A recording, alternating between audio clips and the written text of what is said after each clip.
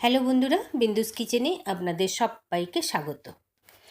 আজকে আমার এই সহজভাবে বানানো ফিশ কাটলেটের রেসিপিটা শুরুর থেকে শেষ অবধি দেখার জন্য অনুরোধ রইল। চলুন তাহলে রেসিপিটা কিভাবে বানালাম সেটা দেখে নিই। আমার বাড়িতে আজ প্রায় 1.5 কিলোর মতো মাছ এসছিল। তার থেকে আমি বড় বড় দেখে 4টে পেটির পিস রেখে নিয়েছি। এটা দিয়ে আমি কাটলেটটা বানাবো। আর এই পিসটা রয়েছে, এটা তো আমি ডালের পাশে ভাজা করব। তো খুব ভালো করে পরিষ্কার করে মাছগুলো ধুয়ে নুন হলুদ মাখিয়ে পরিমাণ মতো জল দিয়ে সাথে একটু ভিনিগার দিয়ে আমি এখন মাছগুলোকে কিছুক্ষণের জন্য সিদ্ধ হতে দেব। ভিনিগারটা দেওয়ার জন্য এষ্টনি গন্ধটা একটু হলেও কম হবে। এইবারে আপনাদেরকে সবজিগুলো দেখিয়ে দিচ্ছি। আমি নিয়েছি বড় সাইজের একটা পেঁয়াজ, কাঁচা লঙ্কা, আর একটা বড় সাইজের গাজর, ক্যাপসিকাম, ধনেপাতা সমস্ত কিছু আমি কেটে নিয়েছি। আর নিয়েছি কাঁচা লঙ্কা, রসুন বাটা, আর গরম মশলা, আর আদা বাটা। এইগুলো আপনারা গ্রেট করে দিলেও দিতে পারেন। এইদিকে আমি দেখুন যে সিদ্ধ করা মাছটা সেটার কাঁটা ছাড়িয়ে নিয়েছি, বেশ অনেকটাই হয়েছে। নিয়েছি 2টো আলু সিদ্ধ করে নিয়েছি, আর সেটাকে ঠান্ডা করে নিয়েছি বাইন্ডিংয়ের জন্য। এইদিকে দেখুন তেল গরম বসিয়ে দিয়েছি, 2 চামচের মতো তেল নিয়েছি, আর ভালো করে তেলটাকে এদিক ওদিক করে একটু গরম করে নিলাম। এখন দিয়ে দিলাম এর মধ্যে সাদা জিরে আধা চামচ কালো জিরে, আর আধা চামচের মতো হিং। খুব ভালো করে সমস্তগুলো খুব ভালো করে আগে নাড়াচাড়া করে নিতে হবে। এইবারে দিয়ে দিলাম পেঁয়াজটা ভালো করে একটু ভেজে নেব। দেখুন পেঁয়াজটা একটু আমি নাড়াচাড়া করতে করতে পেঁয়াজটার মধ্যে দাগ এসে গেছে। এই অবস্থায় এখন আমি এর মধ্যে দিয়ে দিচ্ছি স্বাদ মতো নুন। নুনটা দিলে পেঁয়াজটা তাড়াতাড়ি ভাজা হয়ে যাবে। তো পেঁয়াজটাকে এখন আমি আরও কিছুক্ষণ ভেজে নেব। পেঁয়াজটা দেখুন ভাজতে ভাজতে একটা গোল্ডেন কালার এসে গেছে, বেশ পেঁয়াজগুলোর উপরে বাদামি রং হয়ে গেছে। এখন এর মধ্যে আমি দিয়ে দিচ্ছি গ্রেট করে রাখা সবজিগুলো, গাজর, ক্যাপসিকাম, কাঁচা লঙ্কা। এই সমস্তগুলো দেওয়ার পর এখন এগুলোকে আমি 2-3 সেকেন্ডের মতো ভেজে নেব। সাধারণত দেখবেন ফিশ কাটলেটে এত সবজি দেয় না, কিন্তু আমি একটু সবজি দিয়ে বানাচ্ছি। যারা মাছের গন্ধটা পছন্দ করেন না তাদের কিন্তু এইটা খেতে খুবই ভালো লাগবে, বোঝাই যাবে না যে ফিশ কাটলেট খাচ্ছে। দেখুন কথা বলতে বলতে বেশ কিছুক্ষণ ধরে এটাকে আমি এখন ভেজে নিলাম, খুব সুন্দর নরম হয়ে এসছে। এইবারে এর মধ্যে এখন আমি দিয়ে দিচ্ছি হলুদ গুঁড়ো। হলুদটা আপনারা দিলেও দিতে পারেন, না দিলেও চলবে। তো আমি একটু দিলাম, আবারও কিছুক্ষণ এটাকে ভালো করে আমি ভাজা ভাজা করে নিচ্ছি। খেয়াল রাখবেন এর মধ্যে কিন্তু আমি কোনো জলের ব্যবহার করছি না। এইবারে এর মধ্যে দিয়ে দিলাম হাফ চামচের মতো চিনি আর হাফ চামচের মতো ধনে গুঁড়ো। চিনিটা কিন্তু অবশ্যই দেবেন, এর জন্য কিন্তু কাটলেটটা হালকা মিষ্টি হবে খেতে, আর টেস্টটা কিন্তু দারুণ হবে। খুব ভালো করে কষিয়ে নিলাম। এবারে এর মধ্যে এখন আমি দিয়ে দিচ্ছি মশলাগুলো।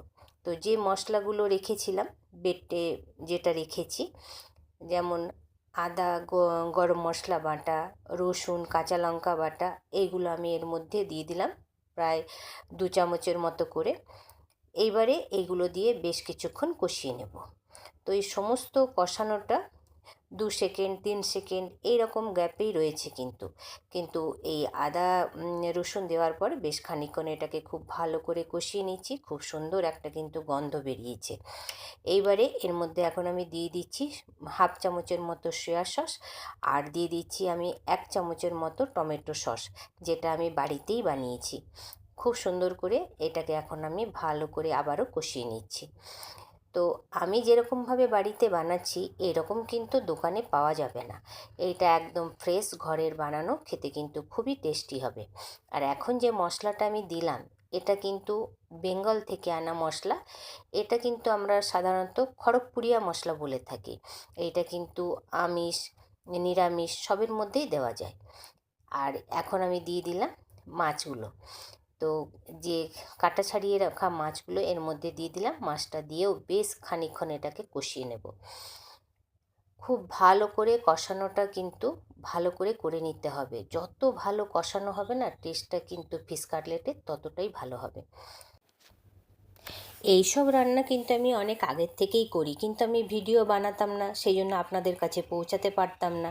এখন আপনাদের কাছে আমি পৌঁছাচ্ছি, আপনাদের সহযোগিতা একান্ত প্রয়োজন। এখন আমি এর মধ্যে দিয়ে দিলাম সিদ্ধ করে রাখা আলু। আলুর সাথেই দিয়ে দিচ্ছি আমি বেশ কিছু পরিমাণে ধনেপাতা কুচি।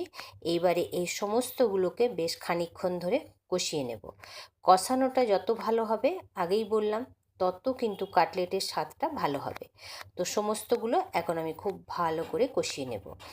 তাহলে বন্ধুরা, আমার এই ফিশ কাটলেটের রেসিপিটা যদি আপনাদের ভালো লাগে, তাহলে বিন্দুস কিচেনকে লাইক সাবস্ক্রাইব অবশ্যই করবেন, অনেক অনেক করে শেয়ার করবেন, অনেক অনেক করে কমেন্ট করবেন, আর আমার মতো করে অবশ্যই একবার বানিয়ে দেখবেন।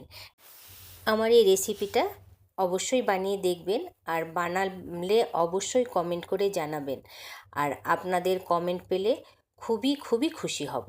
দেখুন, কথা বলতে বলতে কষানোটা হয়ে গেছে। এবারে এটাকে একটা থালার মধ্যে নামিয়ে নেব। থালার মধ্যে ছড়িয়ে এটাকে খুব ভালোভাবে এখন আমি ঠান্ডা হওয়ার জন্য একদিকে রেখে দেব। দেখুন, দেখতে কতটা সুন্দর লাগছে। এইদিকে এই কাটলেটগুলো ভাজার জন্য একটা আমি ব্যাটার তৈরি করে নেব। তো নিয়ে নিয়েছি আমি 4 চামচ চালের গুঁড়ো, আর সাথেই নিচ্ছি 2 চামচ কর্নফ্লাওয়ার। এই সমস্তগুলোর মধ্যে এখন আমি দিয়ে দেব গোলমরিচের গুঁড়ো। গোল গোলমরিচের গুঁড়ো দিয়ে দিলাম। এরপর দিয়ে দিচ্ছি আমি নুন। এই সমস্ত শুকনো উপকরণগুলোকে খুব ভালোভাবে একবার আমি মিলিয়ে নিচ্ছি। তারপর মিলিয়ে নেওয়ার পর অল্প অল্প জল দিয়ে একটা পাতলা ব্যাটার রেডি করে নেব। দেখুন, ব্যাটারটা আমার রেডি হয়ে গেছে। একদম দেখুন পাতলা ব্যাটার হয়েছে। এটাকে এখন আমি রেখে দিচ্ছি। এবারে আলুটা দেখুন ঠান্ডা হয়ে গেছে। এবার আমি এই আলুর থেকে কাটলেটগুলো বানিয়ে নেব। তো যতটা প্রয়োজন, যতটা বড় রাখবেন ততটা আলু নিয়ে বেশ একটা কাটলেটের শেপ দিতে হবে। কাটলেটের শেপগুলো আপনারা নিজেদের ইচ্ছে মতো দেবেন, কিন্তু আমি ঠিক এই রকমভাবে একটা শেপ দিচ্ছি। সাধারণত দোকানে দেখবেন এর থেকেও পাতলা বানায়, কিন্তু বাড়িতে বানাচ্ছি তখন একটু বেশ ভালোভাবেই বানাতে হবে। দেখুন, এইরকমভাবে একটা শেপ আমি দিয়ে এখন আমি রেখে নিলাম। আবারও আপনাদেরকে একটা দেখিয়ে দিচ্ছি। কিছুটা আলু নিয়ে দেখুন একটা কাটলেটের শেপ দিচ্ছি। আমি একটু বেশ লম্বা করে পাতার মতো করেই শেপটা দিচ্ছি। দেখুন কি সুন্দর লাগছে। এরকম করে সব কাটলেটগুলো আমি রেডি করে নেব। দেখুন, সমস্ত কাটলেটগুলো রেডি হয়ে গেছে, দেখতে খুবই সুন্দর লাগছে। এই কাটলেটগুলো এখন আমি মিনিট 10 আমি ফ্রিজে এখন রেখে দেব। 10 মিনিট যদি ফ্রিজে রেখে দিই তাহলে কিন্তু জিনিসটা সেট হয়ে যাবে। 10 মিনিট পর কাটলেটগুলো বের করে নিলাম। এবার আমি ব্যাটারের মধ্যে এক একটা কাটলেট ডুবিয়ে নিচ্ছি। দেখুন, ব্যাটারের মধ্যে ডুবিয়ে নিলাম। এইবারে আমি কোটিং করব কর্নফ্লেক্সের চুর দিয়ে। দেখুন, কর্নফ্লেক্সের চুরে খুব ভালো করে ওলটপালট করে আমি কোটিংটা করে নিলাম। দেখুন, আবারও একটা আপনাদেরকে দেখিয়ে দিচ্ছি। ব্যাটারের মধ্যে ডুবিয়ে নিলাম। এরপর কর্নফ্লেক্সের চুরে খুব ভালো করে কোটিংটা করে নিচ্ছি। একবার এই রকমভাবে বানিয়ে দেখবেন, দেখবেন কিন্তু খেতে কিন্তু দুর্দান্ত হবে। সমস্ত কাটলেটগুলো আমি কোটিং করে নিলাম। দেখুন, দেখতে দারুণ লাগছে। এইগুলো এখন আমি মিনিট 5 রাখবো। মিনিট 5 পরেই এটাকে ভাজবো। এইদিকে দেখুন তেল গরম হয়ে গেছে, খুব ভালোভাবে তেলটা গরম হয়ে গেছে। এবার আমি কাটলেটগুলো কড়াইয়ের মধ্যে দিয়ে দিচ্ছি।